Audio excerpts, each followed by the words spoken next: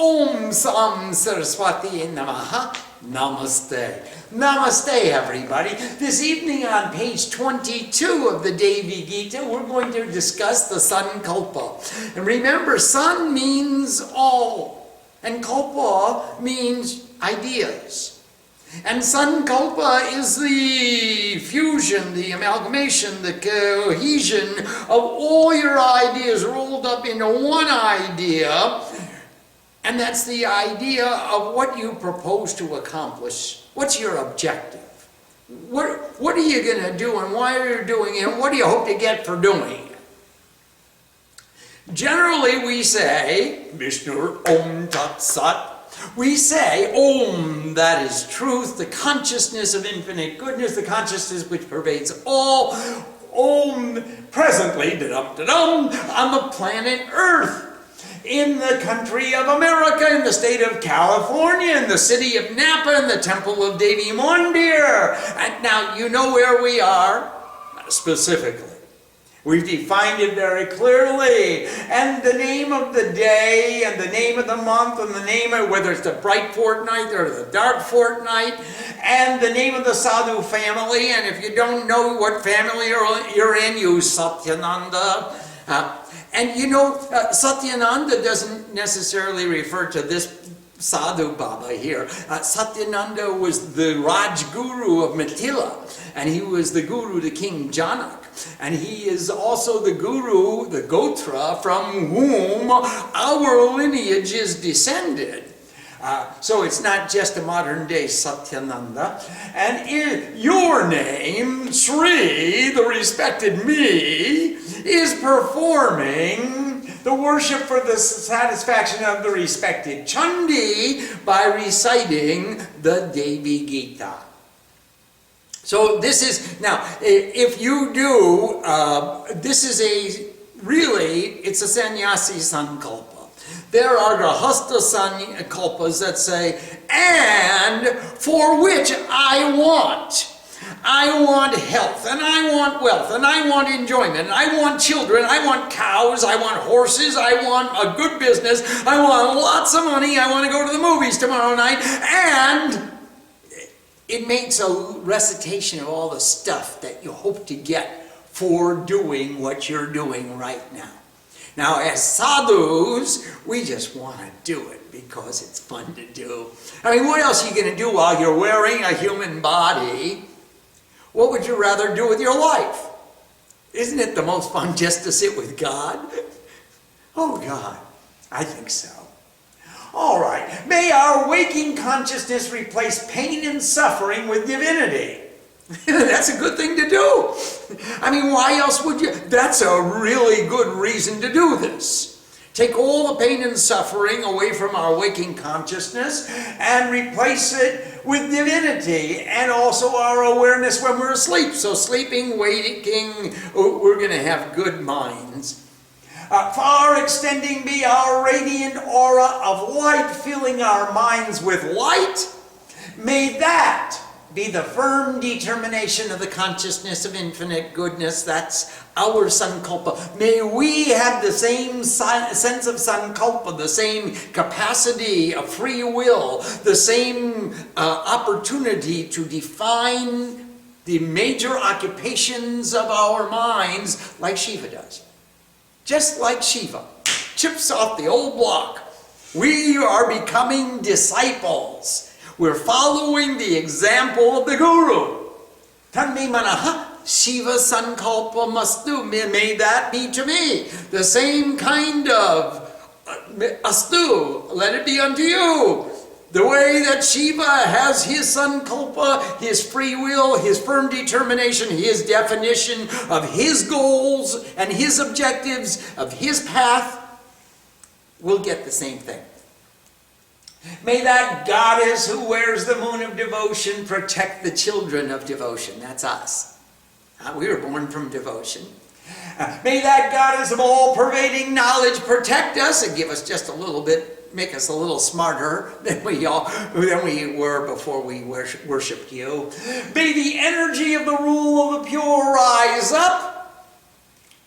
O energy of equilibrium, grant us the highest prosperity. And remember, we say swasti. Swasti being is your own. You belong to you. You are your own being. That's the highest prosperity. Swasti, iti swasti. And that's the highest prosperity. The ultimate prosperity to us, O rule of the pure, all who perceives all that changes. Aim Ring Kling Chamundagi Biche. He is the Chaitanya, the witness. The consciousness which witnesses all that changes. The ultimate prosperity to us searchers for truth, knowers of the universe. If you don't seek, you're not going to find. You guys who are seeking the truth, you are the knowers of the universe. You know that truth is the continual search for truth. It's the shloka of Rig Veda said, Vedo Navo Shamudriya. Pursuit of wisdom is the boat which takes us across the ocean of ignorance to arrive at the shores of wisdom. You can say a lot in Sanskrit with just a couple of words. The ultimate prosperity to us, O divine beings of light, keep us safe. The ultimate prosperity to us, O Spirit of all-pervading delight, grant that to us. We invoke you with offerings, O Lord of the multitudes. That's Ganapati. We invoke you with offerings, O Lord of love. We invoke you with offerings, O guardian of the treasure. Sit within me. I got a place for you. Yes, sit within me, giving birth to the realm of the gods within me. Yes, giving birth to the realm of the gods within me. That's where we want to give birth to the realm of the gods. This is heaven, somewhere in this area. They call it the place of 10 fingers breadth. That's the chest cavity. We invoke you with offerings, O Lord of the multitude, seer among seers of unspeakable grandeur, O glorious King, Lord of the knowers of wisdom. That's us, our Lord. Come speedily, hearing our supplications, and graciously take your seat amidst our assembly.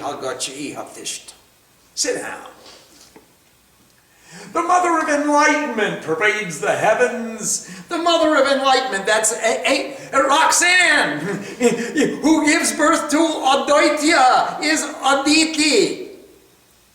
And she is the Mother of Enlightenment and the Mother of enlightened beings. All the Advaitas, the sons of Aditi, are the sons of non-duality. So she is called the Mother of Enlightenment because she gives birth to non-duality. Diti is duality, and Aditi is there is no other one. There's no other than Advaita, who is the son of Aditi. And the Mother of Enlightenment pervades the atmosphere. The Mother of Enlightenment pervades mother and father and child. All gods of the universe are pervaded by the Mother. The 5 forms of living beings, all life. The Mother of Enlightenment, she is to be known. That's the object of search. Remember in the Vedic Ratri Shuktam, she's the object of search for all the beings of the universe. You are female, you are male, you are a young boy, you are a young girl, you are the word of praise by which we are singing. You are all creation existing as the mouth of the universe. Vishwamukha. You exist as the mouth of the universe, yet just swallow it all. Mother of the perceivable universe, Mother of the conceivable universe, Mother of the universe of intuitive vision, Bhurbhuva Swa, Prataksh, Pratyoy, Prakash. On all levels, lead me to that true existence. As excellent crops or grains are harvested, so may I be taken to reside within the infinite consciousness. I'm just one of those flowers in the garden, calling out to the pujari, take me, please, I'm blossoming for you, please take me and put me on the altar. Give be to God. Peace in the heavens, peace on the earth, peace upwards permeating the atmosphere, peace upwards over on all sides and further. Peace to us, peace to all vegetation, peace to all that has form, peace to all causes and effects, peace to all existence, and to all intensities of reality, including all and everything. Please, peace be to us. Let the earth be at peace, the atmosphere be at peace, and the heavens be filled with peace. Isn't this fun? I mean, we're wishing peace to everybody, including all and everything. Not just for us, but peace be for everybody. The world. Even further, may peace extend. Peace be to waters, peace to all vegetation, peace to all gods of the universe, peace to all gods within us. Peace to creative consciousness, peace be to brilliant light, peace to all, peace to everything, peace, peace, altogether peace, equally peace, by means of peace. By means of peace we get peace. You can't use, I'm not going to fight the war to win the peace. This is the war to stop all wars. Doesn't work. Sorry. By means of peace. Thus, by means of peace, altogether one with the means of peace. Ignorance is eliminated, violence is eradicated, improper conduct is eradicated, confusion, sin is eradicated. All that is at peace. All that is perceived, each and everything, altogether for us, peace, peace, peace. Shanti, shanti, shanti. Om Eng Ring Kling Chamundai Viche. Remember, Om, the infinite beyond conception. Eng. Do you know Ah is the beginning of creation, and E is the causal body, and Anuswar is perfection. Aim is the creation of perfection in the causal body, which is the wisdom that brings you to the Guru, the wisdom that brings you the knowledge that brings you into the perfection in Saraswati, in knowledge, in peace, in the Guru. Hrim, Ha is the gross body, Ra is the subtle body, is the causal body, Anuswar is perfection of all perception in the gross body, the subtle body, the causal body, prataksha through the senses, pratyay, conception, pratkash, intuition, and beyond. Hrim, Klim, Ka is the cause, La is the gross body, E is the causal body, Anuswar is the sound of an atom. Can you listen to the sound of an atom? Almost like listening to the sound of one hand clapping. Aim, ring, clean. Cham means to move. Munda in the head, in the paradigm of reality. Dae is two. Vich is the sum. Vit, all that is knowable as perceived by Chaitanya. Omeng, ring, kling, chamundai, viche. And here is chapter 1. Janamejai Uvach. And remember, Parikshit was the last of the Pandavas' grandchildren, and his son was Janamejai. Parikshit was the son of Arjuna and Subhadra.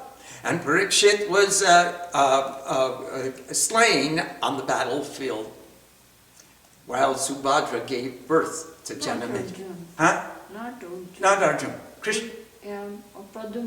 Pradumna's son, right. Pradumna's son. That was Arjuna's grandson. Pradumna's son was Parikshit, and Parikshit was the last of that generation who participated in the Mahabharata. That we just finished reading about that battle. Now we're going to the next battle. And his son was Janamejai. And Janamejai said, he actually asked. It's a great story. he asked, how did my dad die? And he was actually cursed to be bitten by Taksha, who was the king of snakes. And Taksha bit the king because of the curse of the Brahmin.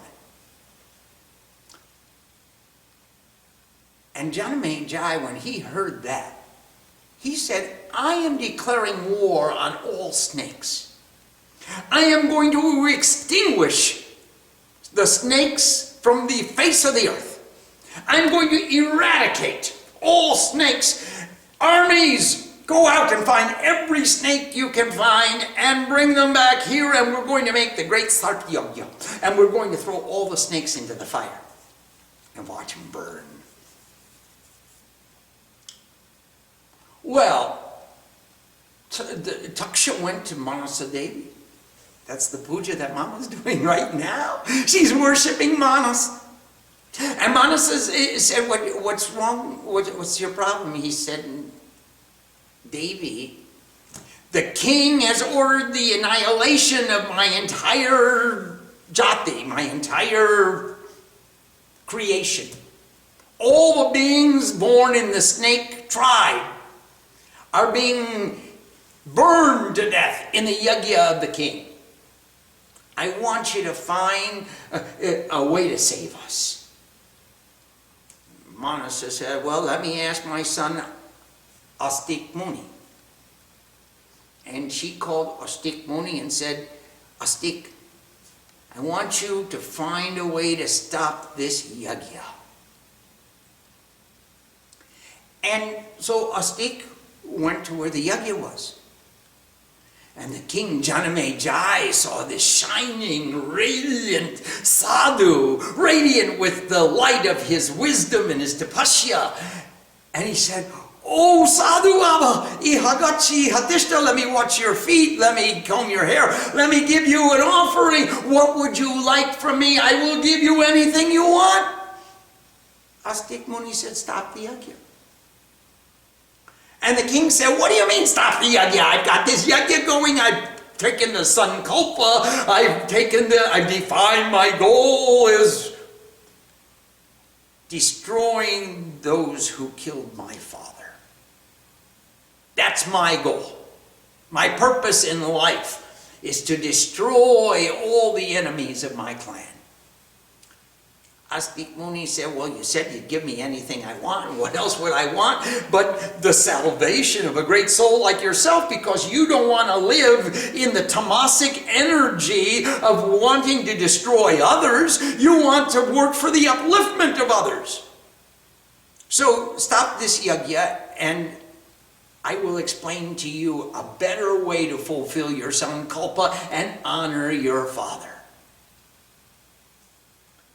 And the king Janamejai said, well, what's that way? How could I possibly fulfill my promise and honor my father? And Astik Muni said, listen to the Devi Gita.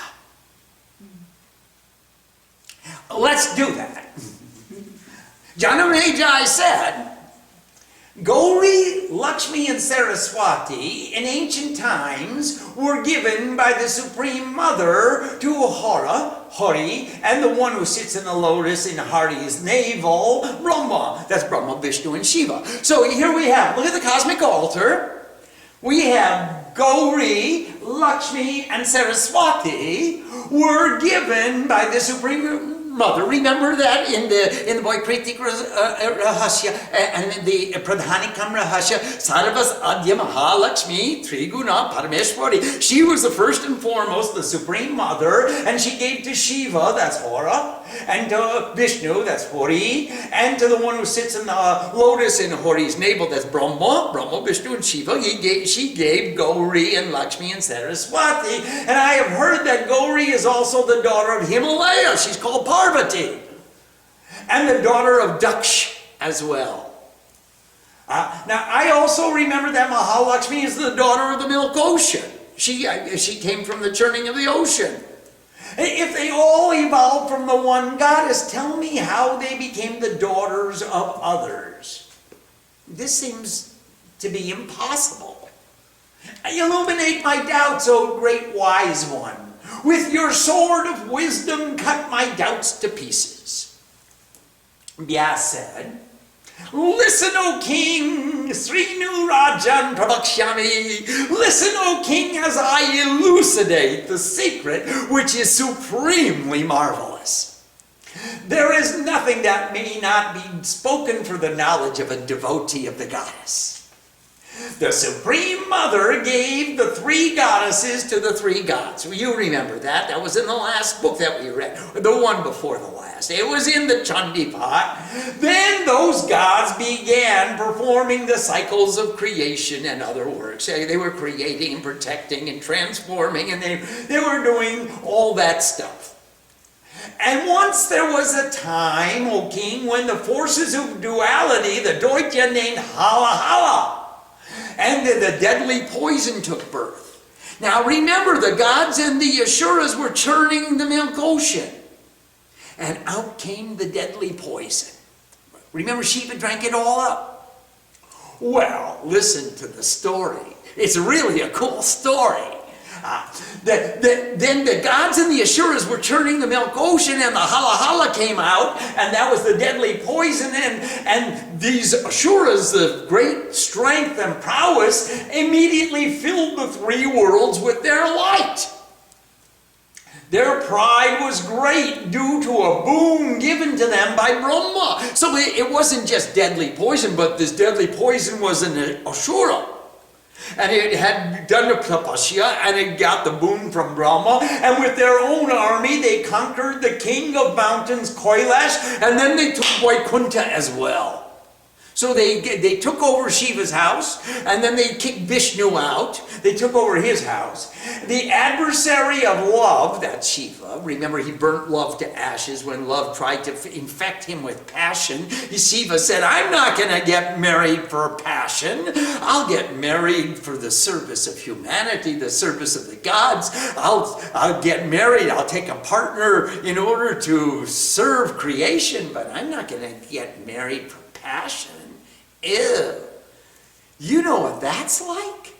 If you get passionate and you get desirous, and then your desire isn't fulfilled and the passion goes away, and there you are married. So he was the adversary of love, that's Shiva, and the opponent of Koitaba. Who killed Koitaba? Vishnu. Remember Madhu Koitaba, the too much and too little came out of the dirt from Vishnu's ears, and Vishnu fought with them because Brahma woke him up.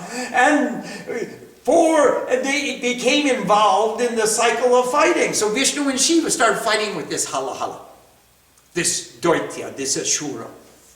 For 60,000 years, they fought an incredible battle, greatly exceeding others. Why here 60,000? 60,000 years! I thought you were saying 50,000. No, that was in the Chandi. That was the fight with Madhu and Koitaba. Yeah. Now this is the fight with the Hala Hala. Okay? Shouting ha-ha! In great tones. That means consternation. Oh my gosh. Both the armies of the gods and the Danavas, those are the bad guys, engaged in tremendous effort, and finally the Danavas were defeated. Hala Hala was defeated. Shiva just picked him up in the, we see the picture, he just picked him up in a cup and drank him down. We didn't see that they fought for 60,000 years before he chugged down the poison. Okay. Then they, Shiva and Vishnu, went each to his own place with a feeling of pride for the victory in the encounter, and each described to his own Shakti, Vishnu to Lakshmi and Shiva to Gauri. They started to describe how the gods accomplished the defeat. And when they, Gauri and Lakshmi, learned of their husband's pride from the encounter, they secretly laughed. When Mahalakshmi and Gauri were seen laughing, then those 2 gods became uncontrollably angry and being thrust into ignorance by Maya. Can't win for losing. I just won the battle and now I gotta fight again. They became abusive and offensive, and as their thoughts were flowing uncontrollably, they said all kinds of stuff they shouldn't have said. And from this behavior, the two goddesses left them immediately. All right, guys, we are imperceptible. You can't see us. Come and find us. You don't know where to search. Again, they went inside. They hid themselves inside and became unmanifest while all existence cried in agony. Oh my God, Shiva and Vishnu have no Shakti. The two gods became without light, without energy, bewildered and unconscious, just as every boy does when his lady leaves. From their pride, both Hori and Hara, that's Vishnu and Shiva, had lost their Shakti. Shakti doesn't stay with proud people. She only stays with the humble. Brahma became very anxious and he said, what's going on here? What is this present circumstance between these two principal deities? Tell me, how have they become incapable of performing their functions? They're just sitting around moping all day. They're not doing anything intelligent or productive. What is the reason for this? Why are they not present? Why didn't they show up to work today? Where are they? Will the entire universe dissolve into indistinguishable existence, just like Gauri and Lakshmi? That everything will become unmanifest? I don't know the reasons for this, nor what is feasible to be done. Thus, with great anxiety, he closed his eyes in contemplation. Then he saw that the Supreme Energy's anger had risen, and this was the cause. The Lotus One, Brahma, sought to be careful that creation did not cease, O excellent king. He didn't want to lose the whole creation. Then he began to perform all by himself those functions which were being neglected, preservation and dissolution. He was in charge of creation, so instead of just creating, he was creating, preserving, and transforming. He was doing it all by himself, in order to keep things going.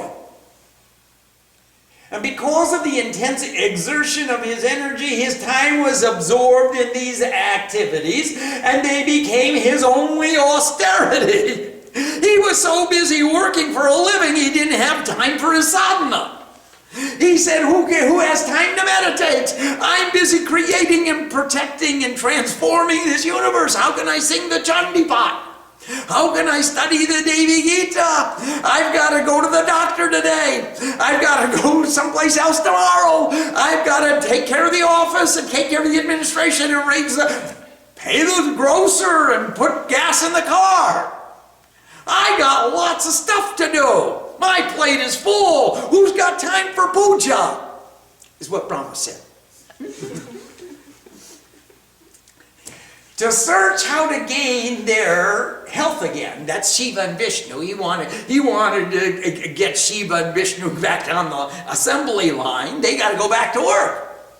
He called his sons, all his kids, Brahma's kids, he called them, and he invited those dharmic souls, Sanak and others of truthful vows. You know the four Kumars, Sanandan, Sanak Kumar, Sanak, and I did it out of order, and that's why I can't remember. Anyway, he had the four Kumars, and he had Daksha and Narad and all the other sons of Brahma, and he called them all, and he explained to them, I am so occupied in these worldly functions, kids, that I cannot engage in the performance of austerities. You do the puja. I'm going to the bank. I gotta go to town. I'm studying under Go Town. You proceed the objective of pleasing their Shaktis while I continue the heavy work of this universe.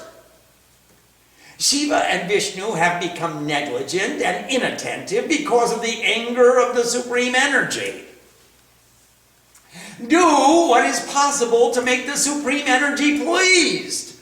You guys do some sadhana, propitiate the Divine Mother and make her happy and say, oh yeah, you guys are good kids, I'm gonna send you good energy. Performing extremely difficult austerities with devotion gain them possession of their former state, united with their Shaktis. So hey, you guys do the sadhana. You propitiate the Divine Mother, ask the Divine Mother to come back into manifestation and marry with their husbands again and give them energy and inspiration so they can come back to work, because I'm too busy doing everything myself. Wow, what a story. I wonder who could think to write us such a story. Now, my sons, increase your fame and importance in the world. That family in which they take birth, the Divine Mother, when the family in which the Divine Mother will come into manifestation, who gives them birth, will be filled with energy. Remember, how will you feel if you're the father of the Divine Mother? You will become Daksha, the one of ability, who has the capacity to all the energy of the world, the Prajapati, the Pati of all the Praja, the Lord of all beings born. And he himself will obtain the objectives of all actions. Vyasa said, hearing the statement of the great father, that's Pitamaha, that's Brahma, the father of all creation, Daksha and others, who were pure within, all went into the forest with the desire to meditate on the Supreme. Om.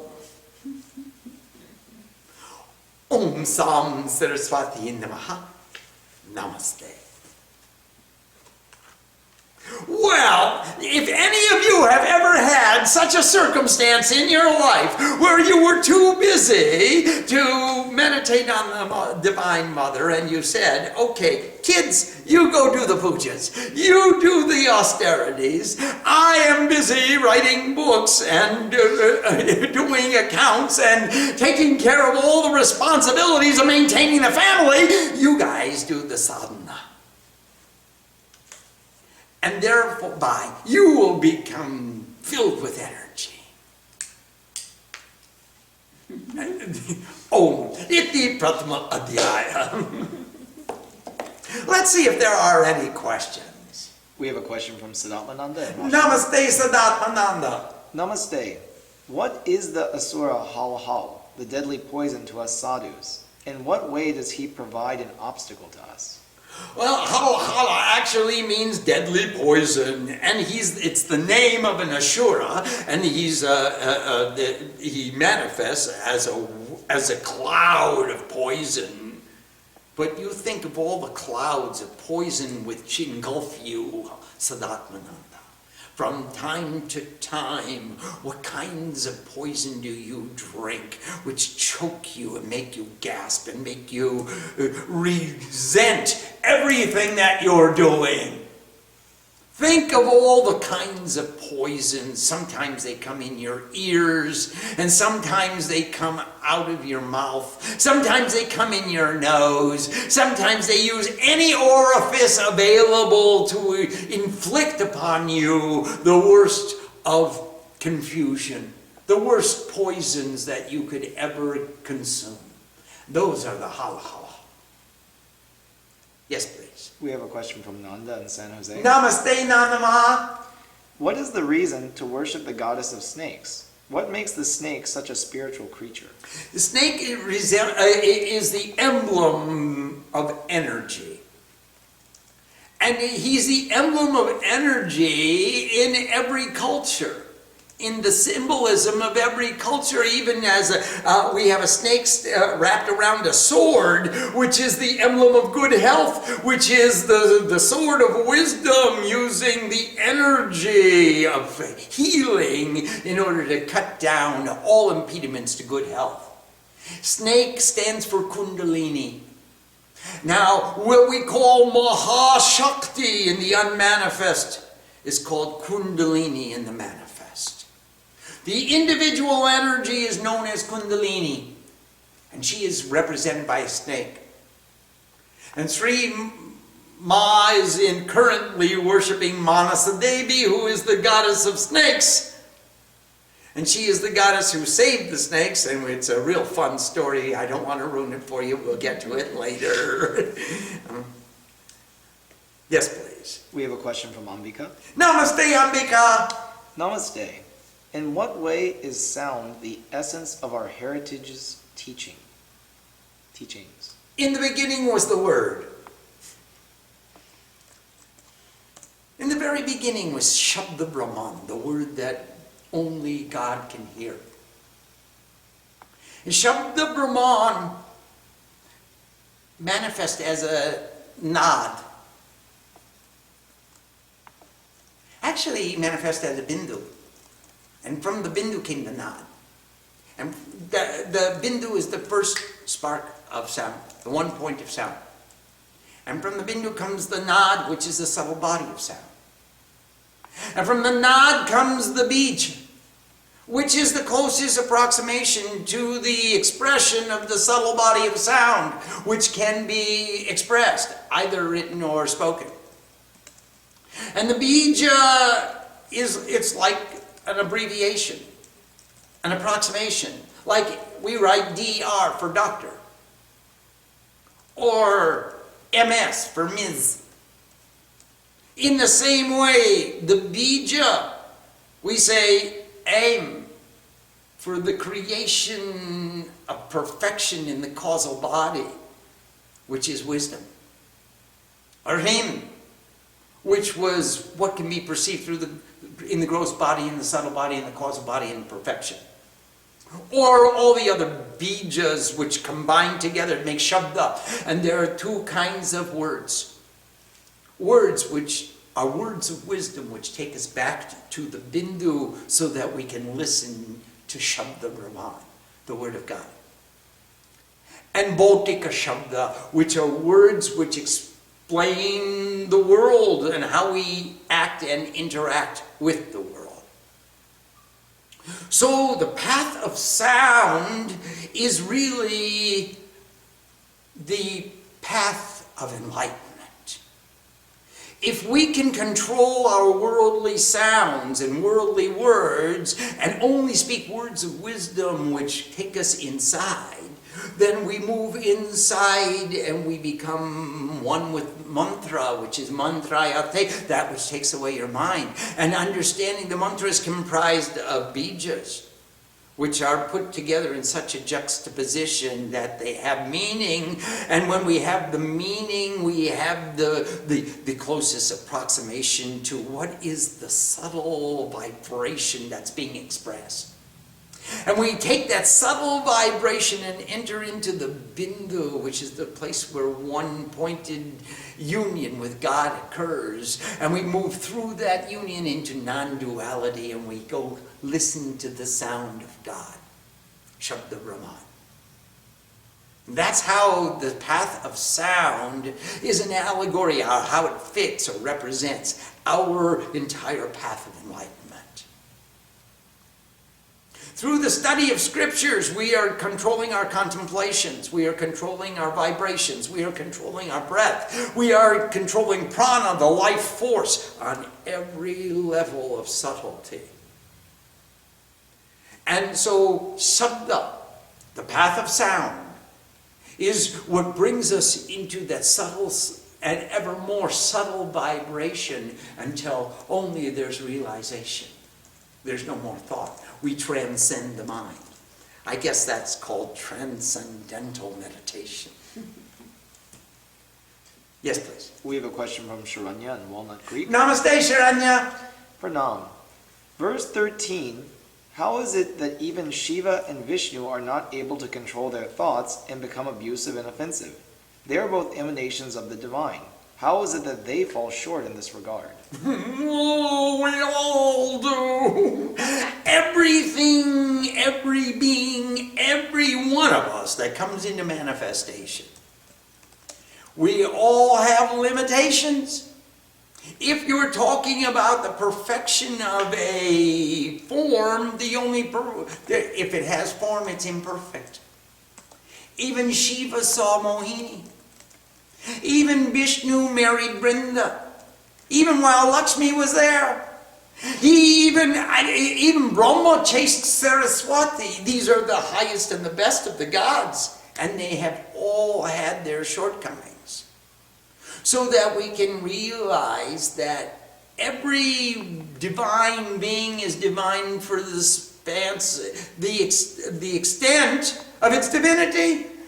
And then there will come a time where it's no longer divine. And it moves back into the cycle of Srishti Sthiti Laya, of creation, preservation, transformation. The wheel of life. যখন আমরা বিন্দু থেকে উৎপত্তি হয় তখন এই সৃষ্টি স্থিতি লয়ের মধ্যে জড়িত হতে হবে।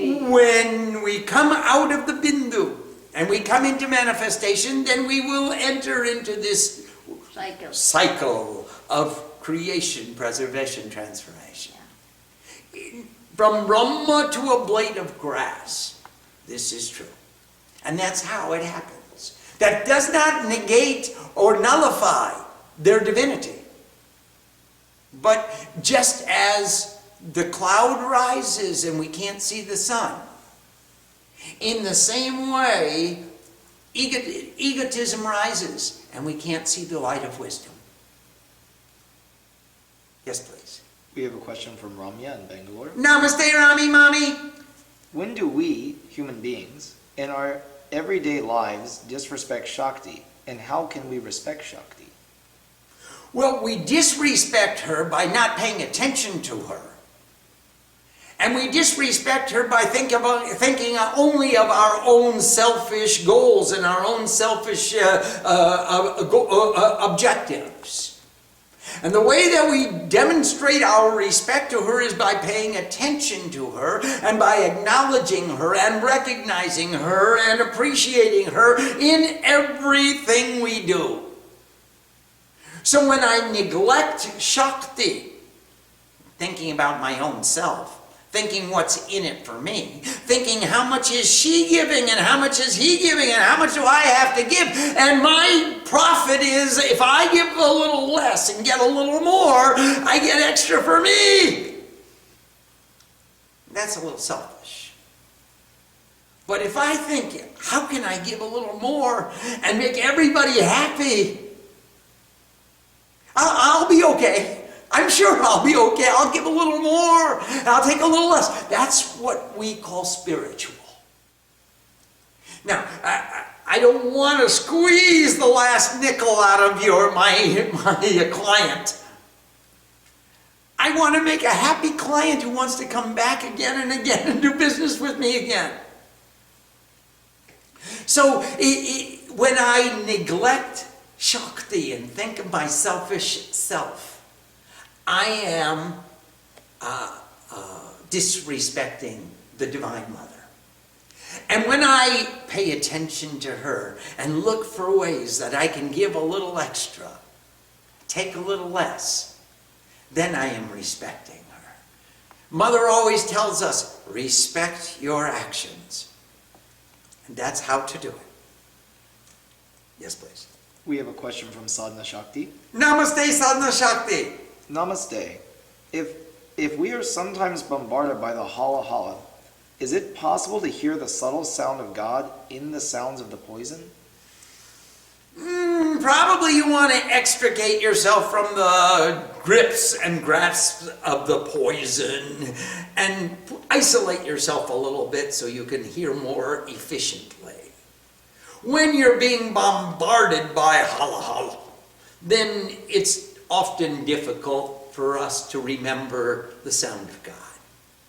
So better is to say, wait a minute, I'm going to stop what I'm doing here.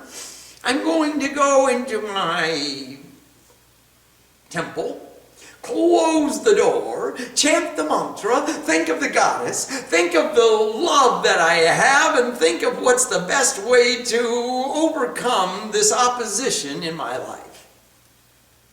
It's not offensive to disengage. You are allowed. I give you permission. You are not required to respond immediately to every stimulus that comes into your life. More prudently, I invite you to think and then give the appropriate response. Respond in a way that it doesn't get you into more trouble. See what happened to Vishnu and Shiva. They responded emotionally and they got abusive, and one thing led to another, and pretty soon they were all slugging it out, and the girl said, you're out. I don't need this. I'm going inside. And they did. We have a question from Ambika. Namaste, Ambika.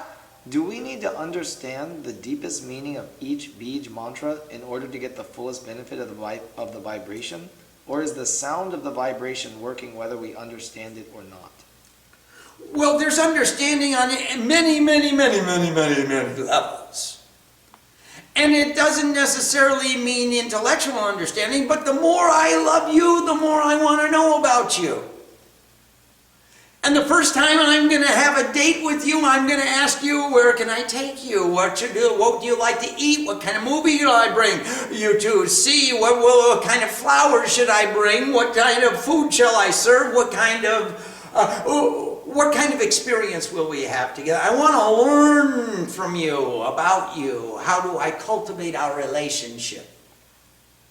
And if you fall in love with God, you want to learn from her as much as you possibly can. I don't want to just say syllables or sounds that I don't understand the meaning. I don't understand the application. I don't understand who was the rishi. I don't understand what was the context. I want to know as much as I possibly can. That's why we take initiation, and you get the guru and the chandos and the devta and the pin and the shakti and the energy, and you get the whole 9 yards. You get to understand what it is that you're doing intellectually as well as emotionally, intuitively. You're going to grok what this mantra is saying. You just don't want to repeat syllables over and over again that you don't have any context for, don't have any meaning for. Somebody told me to say this, so I'm going to say it. I mean, I would admire your faith, but I don't believe that you're going to cultivate that kind of faith that is required to pay so much attention unless you really understand the meaning and cultivate the meaning and employ the meaning in your own definition of life. If you don't employ it, if you don't use it, it's just like a bunch of... I love Khalil Gibran, who said, he who repeats what he doesn't understand is no better than an ass with a load of books. Take all your books and put them on the back of the donkey. He's got as much understanding of the wisdom that he's carrying as the person who's spouting off at the mouth and doesn't understand what she's speaking about. So yes, I want to. I don't know about you. I want to know what it is I'm doing, why I'm doing it, what I hope to achieve by doing it, what do I plan to get, how much time can I give, how much mind can I give, how much energy can I give. I want a complete understanding to the best of my ability. And then I can consecrate myself to that activity. I can dedicate myself to that activity. I can give myself with conviction, with a capital C. I make a commitment to pursuing that activity. The more I love you, the more I want to learn about you. Bhakti and Gyan are not separate paths. We have a question from Moshami and Siddharth in Boulder. Namaste Moshami, Namaste Siddharth. Pranam. In Bhagavad Gita, chapter 9, verse 10, Lord Krishna says that his command, at my command, the Prakriti creates this universe. And in Devi Gita, verse 13, it says that even the Supreme Lords, Vishnu and Shiva, can be thrust into the ignorance by Maya. Can you please help me understand this apparent contradiction? Yes, Moshoni, there are agamas and nikamas. The agamas generally are presented from the point of view of the Supreme Lord of the universe, and most often Shiva, but also Vishnu. And the nikamas are presented from the point of view of the deity. So, I mean, now we understand that Shiva and Shakti are one. It's just the point of view. So if you're looking at the world from the point of view of Krishna saying Shakti create, or you're looking at the world from the point of view of Chandi saying I even make Krishna spin in the whirlpool of Maya, both are true. They're both true. It's all true. There are no contradictions. It's just your point of view at that moment. It's all true. And as we get deeper and deeper into the text of the Devi Gita, we're going to learn about holistic spirituality. How we synthesize all the different paths and all the different steps of philosophy into one holistic spiritual experience, Moshami. Because it's not about isolating ourselves and I'm only going to look at the world from the point of view of Krishna. He is the supreme personality of Godhead. Oh God. Or I'm going to work and look at it's all true. So it just depends on your point of view from where you're sitting at that moment, at that point in time. And they're true. They're not different. Krishna is not different from Kali. They're all together. They're all one. Krishna is dark, Kali's dark. Vishnu, Krishna, Rishi, Kesha, Vasudeva, Janardana, they're all the same. So I would try to reconcile in that way. There's only one God. Sometimes we call him her. Sometimes we call her him. Sometimes we call he, she. Sometimes we just call on God. It doesn't matter in what scripture, in what tradition, in what bhavana, in what attitude. Just call. And watch the dynamic transformation of our lives because of our love for God and our inculcation of wisdom and our living holistic spirituality. Not just, I'm going to become a Bible thumper and this is the scripture that's true, all the rest are false. That's not our path. Yes, please. We have a question from Julia. Namaste, Julia. Namaste. In this chapter, we have Hara, Hari, Halahal, the Halahal, and in verse number 10, the shouting of Ha, Ha. Is this assonance a purposeful play in the poetry, in the essence of this story, or is it just a coincidence? No. There is a definite alliteration that's going on here. And we have Hara and Hari. Remember, Ha is the gross body. Is the manifestation of consciousness. Ra is the subtle body. E is the causal body. Hori, Hora, Ha. They're all manifestations of that infinite consciousness. But the Hala is the manifestation of consciousness in limited form, as compressed form, and he becomes manifest as a poison. Whereas all the other forms of Ha-kara stula deha sad, it's the gross body. Ra-kara shukshma deha ka, it's the subtle body. I-kara kara namaso, and that's the causal body. Ring-kara hom turi yakam, and I'm beyond it all. Everything you can perceive through the senses, conceive in the mind, known through intuition, known through meditation, and beyond, that's me. That's this Ha that resides in the Vishuddha chakra. We have a question from Nanda in San Jose. Namaste, Nandama. Not all of us are fortunate to be parents. How then to use this specific book to invite the goddess in our lives? We will all become parents, apparently. Whether you have physical children or metaphysical children, we will all become parents.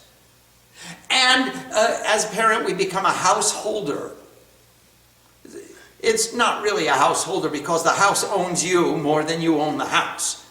Everybody who holds a house knows that a householder means I'm held by the house. I owe my soul to the company store. But anybody who sits under a roof becomes a householder if you stay there more than 3 days. So, griha avasta iti grihasta, if you sit under a roof. If you are situated under a roof, you are a grihasta. You are a householder. And if you are a householder, you will automatically have children, whether they're born to you physically or they're born to you metaphysically or metaphorically, you're still responsible. So, we're all responsible for having children. We have to make a contribution to this world in order to make this world a better place because of our having been here. That means we are parents. Yes, please. We have a question from Siddharthananda. Yes, Siddharthananda, namaste. What is the significance of Shiva drinking the deadly poison? Only Shiva's throat is sufficiently pure that he can consume all the poisons of existence. He just drank it down after 60,000 years of fighting with those Asuras. We didn't get that in the first part of the story. You have to read the fine print to get that part of the story, that he didn't just pick up the mug and chug. He actually had to strain a little bit, and he fought with them for 60,000 divine years, and then he drank them down. And as we get a little bit deeper in the story, he said, Mom, wives, how am I going to kill these Asuras? And then she said, all right, take a deep gulp and drink the poison. And it was her instruction that gave Shiva the empowerment through which he could gulp down the poison. And that's why when Shiva went back and said, I gulped down the poison, Mom said, who told you to do it? I drink one time. I know, you drink it every day. Every time we insult you, we're giving you more poison. No, somebody gave me. They gave you poison? Yeah. Oh my goodness. You know, I went to Sadhu's house. Yes. And Sadhu's wife was a little bit crazy. Oh yes? Crazy. Uh-huh. And so I was that time all the time samadhi. Okay. And when my samadhi break, I used to drink a little water. Yes. All the time. I remember that. Yeah, water. There's suddenly that sadhu's wife, she gave me poison, dhutra poison. Dhutra? Uh-huh. Poison she gave me. And I said, let's see how she alive, She gave me. I thought it is water, I drank, And she saw nothing happens to her. And evening time, one lady came, that Sadhu's wife friend came, and she gave same thing to drink to her. And right away she became a faint, and they have to take emergency. Oh my gosh. They took out the poison from her body, Uh-huh. stomach. After that, when Sadhu knows this, and that wife, Sadhu's wife was telling, I gave her, nothing happens to her. Why happens to her? That's right. And she was telling that Sadhu, and Sadhu started to her beating as much he can beat her, Uh-huh. They beat. After that, she was crying, she was calling me, save me, save me. After that, I went and I saved her. Oh my. That is very interesting. I was all the time samadhi that time, samadhi that time. And I can dissolve maybe that time everything to drinking or something. Wow, namaste. That was very incredible. That is very incredible. Incredible. You time. drank the poison. Yeah. Because I was always inside. Yes. And nothing could kill me or defeat me. It's true. Yeah. Mahadev. Namaste. One day I was sitting on the beach in Goa, and a raggedy Western man came up to me and said, "I'm looking for the elevator to the basement." And I said, "What are you talking about?" He said, "No, there's got to be an elevator to the basement. How would you get to the basement if there were no elevator?" I said, "What have you been taking?" He said, "This is called Daturo." And he said, "Here, try some." So I took some. And I came back 5 days later. I went off to search for the elevator with him.